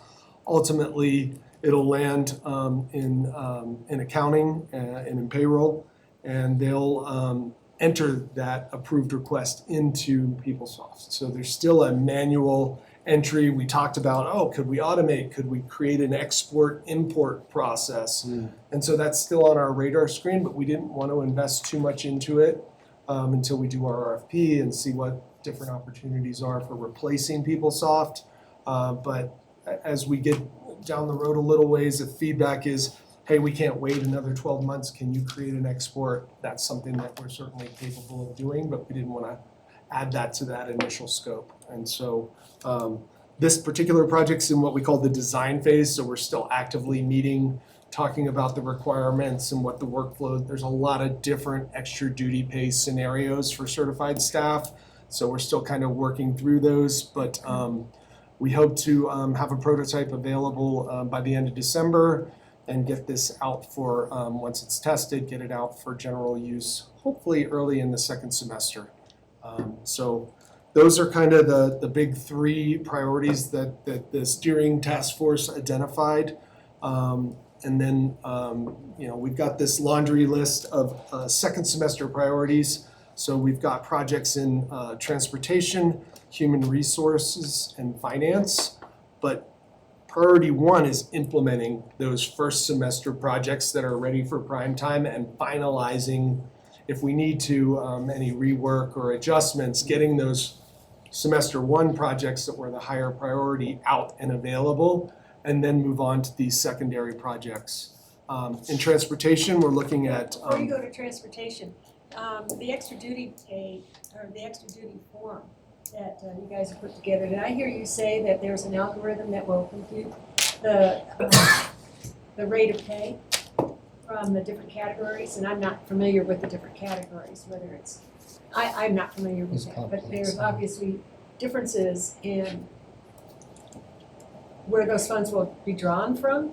And so is that a formula, or is that the supervisor who is deciding that? Yeah, it's between typically the principal and the certified staff member, the teacher, depending on what the assignment is. They know, is it going to be the blended rate, or is it going to be my actual, based on my years of experience, what we call the per diem rate, and they manually populate that currently.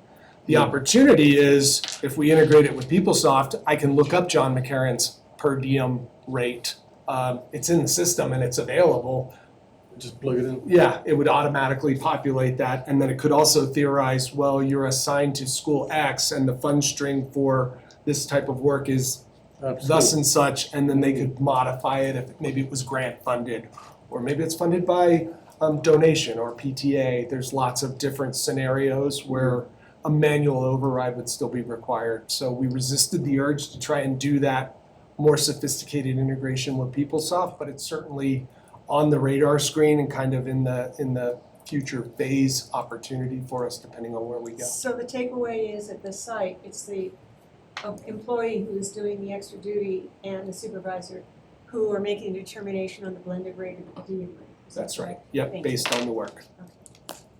So really, it's a straight replacement of that multi-part form initially with the added benefit of the electronic workflow, checking on status, and then the back-end reporting.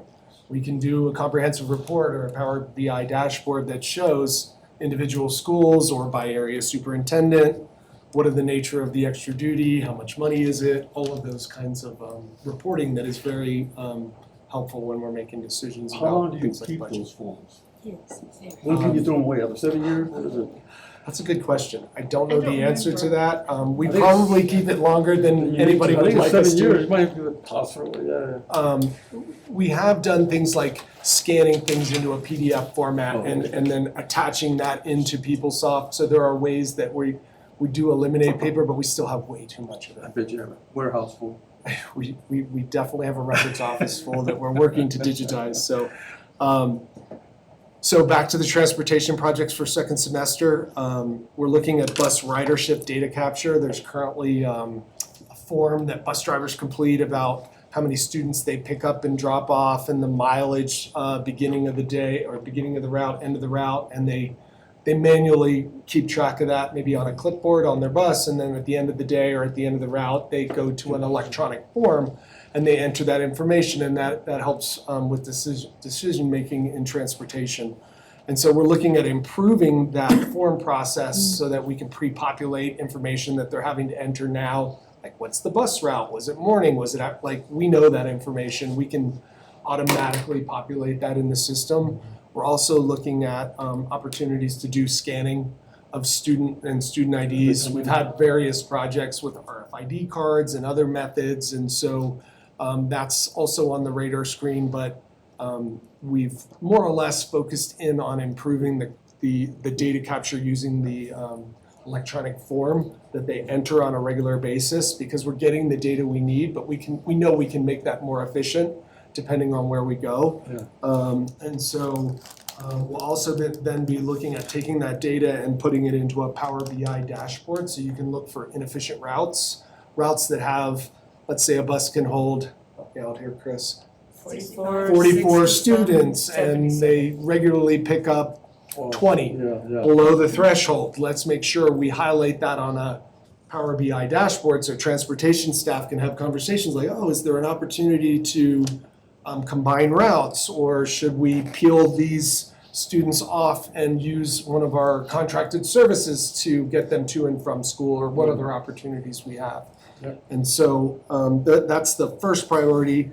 And then we're also working on an opt-in process. So we have eligible riders, those students that are within a certain number of miles from the school. They're eligible, but not all of those students use bus services. And currently, or historically, we've programmed our bus routes based on all eligible riders. And so I'm working closely with Chris and the transportation team to figure out, well, how can we ask families, do they intend to use it? Are you using mornings, afternoons, 5 days a week? Because lots of students have, oh, I go to grandma's on Tuesdays and Thursdays because she's available, and mom or dad drop me off there. I don't use the bus on those days. All of that information would be extremely helpful as we work to make our bus routing more and more efficient, i.e. we want the buses to be full of students, not half full of students. And so we'll be continuing our work with transportation to create that process. Then human resources, there's Phoebe over there. There's a number of opportunities that have been identified in human resources. So automated hiring requisitions, when a position becomes empty and it's a critical teaching position, for example, why isn't that automatically routed to HR as a position requisition rather than the principal or who the hiring manager having to manually go into PeopleSoft and release that requisition? Can we make that automated? So we'll be looking at that. Automated applicant routing, so as they apply for jobs, can they just go to the hiring manager directly rather than having it go to HR and then HR doing a review and passing it on? And so looking for opportunities to make that process more efficient, and also automated reference checks. So when people apply for a job and they put their references, now we kind of wait for the end and it's on to the hiring manager who has to reach out, talking about a process that would automatically email their references and say, John McCarron is applying for a job at Colorado Springs School District 11. Could you please provide a reference? And have that electronically so it's there and available in the system and could actually be used as the part of the selection process rather than part of the validation process like we currently use that. And that came directly from principals, and it was something we started on, and we put a pause on it because there were other priorities in HR that we were working on from over a year ago. So that will come back up to the top of the list. And then John, I have to ask, so how, obviously I used to make phone calls. And so you get the school or you get whatever. And now when it's sent electronically, how do you know that you're actually getting that person? it's a valid point. It's based on the email that the person provides. They usually provide a phone number and an email. Perhaps as part of our process as we evolve to this, you use the electronic process just as a quick look. And if I'm actually hiring Chris Odom, I'm going to call her 3 references as part of my final That makes sense. check. And so it's just a quick way to get that feedback and have it available to the hiring manager rather than having it be okay, there's another box I have to check before we can actually get this person into our school or department. Gotcha. And then HR has also identified post-onboarding benefit processing. So as people are hired, we can automatically send them information about their benefits and the full benefit packet, and hopefully have a benefit election process that's totally electronic. There's a lot of Q&A that goes hand in hand with that, so it wouldn't replace some of the benefit meetings that they have with new staff, but it would get them the information automatically and electronically as part of that onboarding process, rather than as they come in for meetings with benefits and things like that. And so those are kind of our HR projects. And then in finance, there's the manual contingency request process, paper-based process, the check request process, and mileage reimbursement as kind of 3 low-hanging fruit. Like mileage reimbursement's a great example of people now have to go out to Google and calculate miles and do this. Well, we could probably do that automatically if you put where you started and where you went to and then where you came back to. We can basically create a system that would go out and use Google Maps and get that information and populate it on the form. And then we also get consistency. One person calculates it's 12 miles and another person says, oh, no, I take Powers. Well, that's 14 and a half miles. You get the most efficient route when we automatically populate it rather than the chosen route. And so there's a lot of potential benefits in automating that process as well. And then we've identified just a whole host of other opportunities that we have on I'll call it a parking lot for now, but not to say they're not important, but they haven't made our priority list yet. And I suspect our list will grow and grow as we go forward and people start to see some of these solutions that we put in place. So things like the invoice approval process, school due data analysis and dashboard, Power BI dashboards for academics and operations, and there's other task forces that I think will be presenting on some of the dashboard work that we're actively supporting. Exec Pro vacation requests, vehicle maintenance system, like it just goes on and on and on. And so we're capturing those opportunities, and each year we'll probably have a cycle of prioritizing this work and deciding what we're going to do in the first half of 24-25 and the second half and beyond as we go forward. And so hopefully at one day we'll be able to say we have automated all of our paper-based processes, right? That's the end goal here. And then also digitize processes that maybe didn't even have a form or an official way of getting done. You call so-and-so and they do something, and then all of a sudden magically what you need happens. Really, there should be a process and a workflow, an electronic process and workflow that captures that, so we know what we're doing, when we're doing it, why we're doing it, and are we getting a return on that investment. So more to come from this task force. This will be an ongoing effort for years to come. Right. Any feedback, thoughts? I'm glad that we are doing it. Some of these look intuitive to me that we should have been doing it 2, 3, 4 years back. But at least I'm glad that we are addressing it now with your task force. The end outcome is efficiency, increasing the efficiency and making sure that student needs are being met. And like the human resources, the hiring process is going to get a lot more efficient after we go through that, process. Same thing with transportation and field trips and all those things. So, thank you guys for the Wait, feedback before that you you go, brought. so with all of this different way of doing things, the push is gonna come from your office. But then it comes, Mr. Dahl, then it comes to the greater population, employee population of how they're gonna get trained in this process. And it's not a big deal, but it is a deal. And folks should all know that their training is coming to them, whether it's how to request field trips for classroom site places, whether it's extended time or overtime or whatever it is. So how is that training folded into what the processes that we have now to bring people up to speed? I think the short answer is that it's supposed to be more intuitive, that there really isn't training required. And so right now, you have to, what was the 4-part thing that we do for the time? Like who gets the yellow, who gets the purple, who gets, we need to be in a place where most of our processes happen as simple as we manage our own households. And so if you get a new refrigerator, it says hold to lock for 3 seconds. And you hold the button and it locks for 3 seconds. It says night light on or night light off. What we asked John's team to do, and Tom is not here to get into the depth of it. Every one of these forms now has to be what we call Amazon Smart. You can't leave the page until you get it right. Amazon doesn't let you buy something for you to get a notice 6 days later that says, we're still waiting for you to put your zip code in. It doesn't let you leave the page without telling you what the error is. Everything has to have a drop-down menu in it, so you don't need to know that you have to type in field trip with a capital F and a small t, because that's the way it was coded. Everything is supposed to be, I'm just gonna call it user-friendly.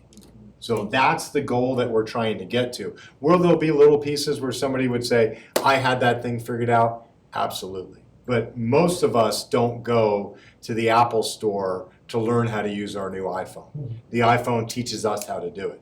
The goal here, and this is why it's really important that Chris and John are sitting next to each other for this. Transportation knows that those systems are broken. Asking people who are trained to drive buses and safely transport kids to and from school and field trips to create a revolutionary technology solution to how it works easier for parents, teachers, students, and the staff is never going to get us there. Because they're going to live within the confines of, this is how I do my job. And so when we came up with this task force, anybody remember the Looney Tunes, the Tasmanian Devil, right? John's team is now the Tasmanian Devils of they come in as a whirling dervish into a very siloed way of doing things that's siloed for all the right reasons. All transportation's doing is following the law. Yep. They're just following the policies that we have in place. What's the number of days in advance that we have to have a transportation request in? Be nice for 30 field trips. 30 days. Anybody want to fly tomorrow to Honolulu, Hawaii? You can do it right now on your phone. The airlines figured out, how do I take advantage of, there's 3 seats available out of Denver. That you're going, Sandra, you, me, and we'll pick your daughter up. Where does she live, right? We'll all go, right? We figured out how to use technology to solve age-old problems. And it works for the user. You don't go to the travel agent anymore. You just don't do it. So the goal is less training, very intuitive. Most of our staff has figured out how to use Google Sheets for instruction. Kids use Google Sheets all the time. Do teachers get access to that training? Absolutely. Do they require that training year over year because Google Sheets has changed some of the toolbar? Not at all. It becomes intuitive. So our goal is for these things to be simple enough that you don't need a programmer to actually sort through it. And that has been the benefit so far, is that John and his team have really tried to use, I think Brandon coined, somebody said keep it simple, stupid earlier today. Make these things as simple as Amazon doesn't let you leave until you place the order. So you're not gonna say, I thought I put in my field trip request. You're gonna get a confirmation, check your confirmation, check this one more time, check it, add to cart, cart to buy, whatever it is, right? However people do it. But the goal is less training. These things should be simple, because where do we wanna get to? Chris, I'll tee it up. The number one way to student achievement is access to high quality Come on now. instruction. and I know the work session was about something else, but for just a little bit of time during Brandon's, we talked about that.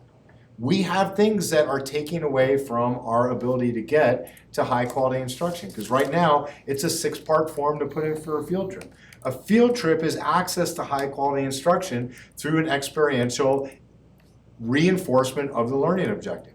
That should be as easy as, is David here? He's not, but I could put Tamara on the spot, of building in end of modules for Eureka Math into the dashboard so we get more immediate feedback on the data instead of just waiting for mid-year star assessments that we may think are predictive or not predictive of CMAS. How do we use the technology to make that faster? How do we do that? It already exists. The end of module test is already in Eureka Squared. So no, I don't want teachers to now say, I need extra planning time to build an end of module test. Right. Just take what's in Eureka Squared. It's gonna give you enough of a vector check that says, we're headed towards learning objective or we're not and we need to reteach. Very binary ways that we wanna look at it. But the whole idea is that the whole sector needs John and the Tasmanian Devil team. What's a happy fox? You guys need a happy Tasmanian Devil now. To come through when we came up with this task force, it was, can we get to every chief in 1 year? For every chief's work to be modernized by the incredible technology team that we have. Instead of the technology just being felt by, does my device work or not? How do we take advantage of that incredible expertise that right now sits in a silo that says, internet's up, we're good. Internet's up, we're good. Listening to all these paper conversations and knowing that that's what they do for a living. I don't know how to do that. No idea. I know that John and his team know how to do that, and we're all gonna be better for it. So the last two slides kind of highlight the travel request packet example, and to Mike's point, you don't complete this form correctly and you get it submitted, you got your signatures, but you forgot a certain element, it gets rejected back. So I'll go to the next screen. This is a couple of screenshots from our design work on this particular one. You'll see the little arrows for drop downs on selections. You can't submit the request unless all of the required fields are captured appropriately. And then there's also help built in. So if you don't know, what something is, you can get a little a description of what it is rather than, in the old method, you were like, I don't know what they're asking for in this account. Account number is pretty straightforward, but there are clearly things that people don't understand. Then they submit these paper forms and they get pushed back. When you go digital, you can only select the appropriate items, and if you've missed something, we'll catch it, and then we'll prompt you with the information you need so you can get it done. Very exciting times. Thank you. So the I'm looking at the future centers task force. You already gave an update for that at the board. The other task force at some point in time. We'll get them updates before Christmas, and then we'll plan on doing another round of updates for each one before the end of the year. So 2 updates a year that we'll be updating as we meet twice a month internally, and each time we meet, they'll be up on the web page for the new district homepage. But we'll come to the board with twice a year for each task force as an Great. update. I'm sure the mileage part of it, Melissa would benefit from that too, you know. Yes. Well, we want to ask the larger question, which is, why do we have mileage policy? Exactly. Why don't we just take the average of what mileage requests have been, and the people who are allocated mileage, just give them money for the mileage? We spend more money tracking mileage Yep. that we could just say, give those people that have mobile jobs that into their pay and let them manage their own mileage. And then, you know, it's great that we can digitize that, but it still is just insane the amount of time that we spend on that stuff. Yeah. Which takes away from access to. High quality instruction, so it is a step in the right direction. It's long overdue, so thanks for doing all of this work. In the time that I've been involved in the district, the number of times I've heard, this is how we do things, you know, and we are kinda stuck in that mentality, and as superintendent has said, change is hard sometimes, but if it is going to improve the quality of instruction in the classroom, and we are going to improve student outcomes, and we are going to make the life easier for our staff in our buildings, then we got to adopt this new way of looking at things creatively outside the box, and not just be stuck in that comfort zone that adults get into, and sometimes we need to step outside that comfort zone for the sake of our kids.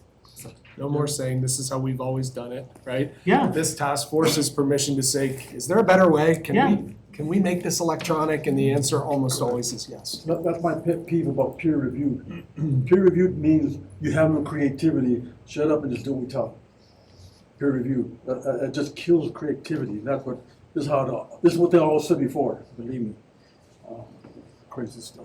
Anything else you need to add on this before we No, close this? I would just close it with, the beauty of this design is it doesn't have to be so top-down.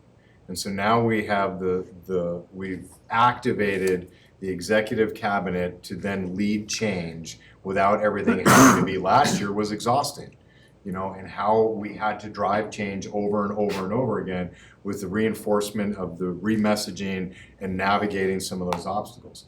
When you sit, and this connects to the design thinking work that we're doing, because a lot of these processes have gone through that. When you get somebody like John with all that technology skill that comes in with the team that he represents into an antiquated system like field trip requests, transportation's not leaning back. Transportation's leaning in. Because transportation wants to support access to high quality instruction, but this goes all the way back to the original statement, they're restricted by their own knowledge set. We want them to drive safely, effectively, efficiently, and care for our kids. Remember, the first and the last person any one of our kids sees that takes transportation is our bus driver. I'd love to give them just an extra training to say how to say hi or welcome in the morning, moreover than them trying to figure out how did they come up with a technology solution. Right. Because then all they're gonna do is go find a vendor and buy yet another product that ends up an app on your phone that you don't use. So we're changing the system from within because we have the skill set within to change the system. So we're super excited about this work. Okay, thank you. That wraps up this agenda item. Superintendent Gaul, do you want to share about that blind spots? Oh, yeah. It'll be our school spotlight next Wednesday night. Rudy Elementary is a governor's schools Bright Spot award winner for their science program. So I got a call from the governor on Monday, one of 16 schools in the state.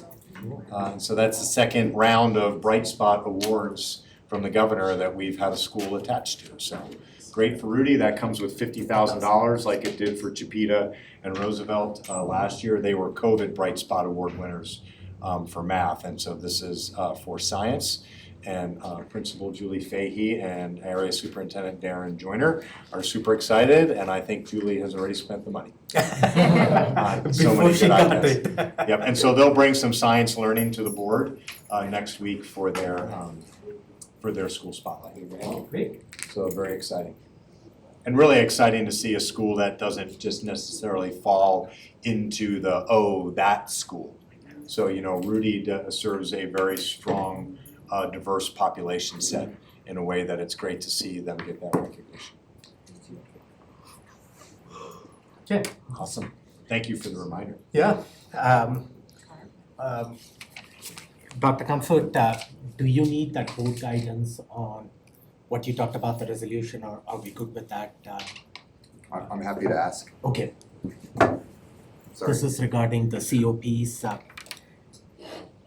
The bond counsel and underwriter that presented at the last board work session related to the COP, they're right now creating a parameters resolution that is pretty open. It's not calling out specific projects. That's how we would, if the if the board chose to approve a resolution, that language would be pretty vague. We have a year to kind of make decisions within that, as Mr. O'Connell from RBC stated. The one thing that we do need a decision on before we would ever bring a resolution for vote. Now, we can bring it to non-action and then still change for action, but if you remember, there are a variety of call options. So if the board were interested in any type of call option other than the traditional 10-year call option, so remember, if we go for a shorter call option, it will increase the interest rate. So the information I have from him is if we went with a 5 or 7 year call option, it would increase by probably 15 to 20 basis points, which would mean that we go from a 5% interest rate to a 5.15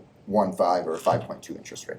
If we went to a 3-year call option, if it was going to be connected to a board, we're probably looking at a 5.5. So right now, they're building it on a traditional 10-year call option, but we just wanted to provide that opportunity to the board if they wanted to provide other guidance. They also can create 2 resolutions, one with a traditional 10-year, one with another, and we can make that decision when and if we ever get to a vote.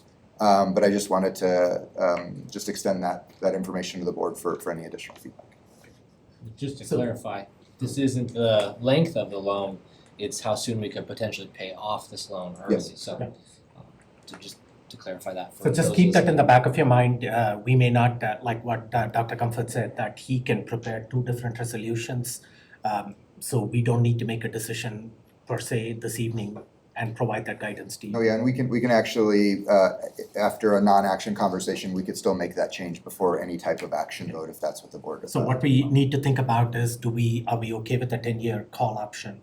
Or do you want a shorter call option, which means that we can pay the debt off early, but it comes with a higher interest rate? So The only thing that comes to my mind is down the road, we continue the success in the academics and all of that, and we maybe want to go for a bond. If we get money in a bond to, a chunk of money, and we want to earmark maybe a portion of that to pay off these COPs, we're going to be pigeonholed into waiting to deploy that money until the 10-year mark. So that'd be my only concern is if, in the next 5 years, I think we've all discussed the need for a bond, no matter who the board is, to say, hey, we need to get some other things done. Maybe it would be nice to consider the pros and cons of a 5-year callable so that we can then pay off that COP with some bond money if we win. Just a thought for you to tinker with. Why don't we present both those options? Yep. So we can just see the difference? Absolutely, and I can have the cost impact of the difference in that as well. Okay, that'd be great. okay, I'd like to consider it for the bond piece. thank you. Okay, anything else that I need to? Seeing that no further thing, we are officially adjourned at 5:50. ask for other. Yeah. This was all the other discussion was You the. didn't ask us if we had. Any other? Do you have? I do have something. Okay. Just, when you bring to the board the literacy, I can't hear you. I was asking that when Mr. Gall brings to the board the, literacy plan for improving at secondary levels. Yep. That was a request made at the end of a board meeting a few weeks ago. Could you also provide, just an overall picture of our academic structure? And really I wanna see, like, previously academics department that's looked like this, and we had people focusing on these things, and now here's how we've changed. Yep. And We'll do now it we top have down for people, yeah, and kind of like maybe an org chart or something like that to just help us understand where we were, now where we're headed. And I think it would tie nicely to that literacy plan but if you think it makes sense to bring it some other time, No, that's we'll fine. bring it all together. I don't know if we put that on, but that would make sense to me in December before the Okay. break to get that update. Yeah, Since yeah. we just adopted some new literacy goals Yeah, for the board, we'd love to support that. And is the board comfortable with that, the request that was made by? That and also, just making sure that if we are asking the superintendent that it There's is, ways that he's changed it, then that'd be good to see and understand. okay. Great. Can we also have information, feedback on the Kaiser, how we're doing with that? The Kaiser what? Yes, I think we've already asked Jessica for that, and I think we were waiting for some milestone or something, but We have a preliminary PT PowerPoint, so you just need to let us know when. Again, is this a board request? I didn't hear what she asked. Yeah. She's That's asking on the about the new Kaiser. health insurance plan, Like an how it's doing. update or how it's doing, Oh, okay. Oh, okay. okay? Sure. Yeah. Okay. Any other requests? Okay, with that, we are officially adjourned at 5:58 p.m. Thank you.